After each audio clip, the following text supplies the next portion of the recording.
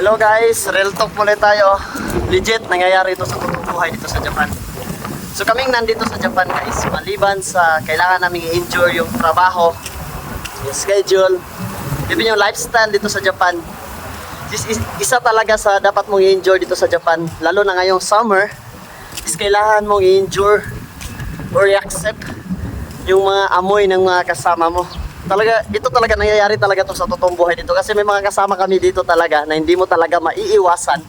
Yung Ohayo gozaimasu pa lang yung papasok ka, pero yung amoy nila, Otsukaresama desu na! Ako ba? So, kasama yan sa trabaho, kasama yan sa kontrata, kaya kasama yan sa pasahod dito sa Japan, kaya wala tayong magagawa.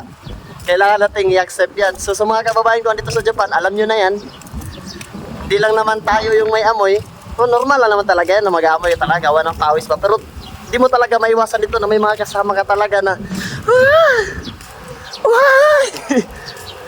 Ohayo gozaimasu! Pero yung amoy, Otsukaresama desu!